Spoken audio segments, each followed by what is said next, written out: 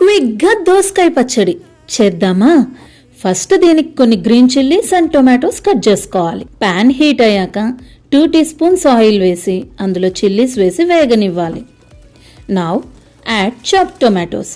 Tomatoes క్విక్గా soft అవ్వడం కోసం కొంచెం సాల్ట్ యాడ్ చేయాలి. టొమాటోస్ సాఫ్ట్ అయ్యాక అందులో వాటర్ డ్రై అయ్యేంత వరకు ఫ్రై చేసుకోవాలి. టొమాటోస్ కొంచెం మగ్గాక ఇందులో 10 క్లోవ్స్ ఆఫ్ గార్లిక్ వేసి కొంచెం వేగనివ్వాలి. ఇప్పుడు స్టవ్ ఆఫ్ చేసి అందులో కొంచెం చింతపండు వేసి కలిపేసి వదిలేస్తే ఆ హీట్కి అది సాఫ్ట్ అవుతుంది. ఇది కూల్ అయ్యేలోగా దోసకాయని ఫైన్గా కట్ చేసుకోవాలి. ఓ మిక్సీ జార్లో ఆల్రెడీ రోస్ట్ చేసి పెట్టుకున్న పీనట్స్ని కొంచెం క్రష్ చేసుకోవాలి. ఇందులో కూల్ అయిన టొమాటో పేస్ట్ వేసి బాగా బ్లెండ్ చేశాక కట్ చేసిన దోసకాయలో హాఫ్ వేసి బ్లెండ్ చేయాలి.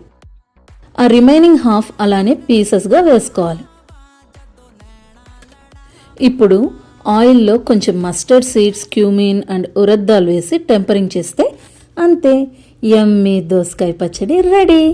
ట్రై చేసి ఎలా ఉందో కామెంట్ చేయండి. Bye bye. See you in next video.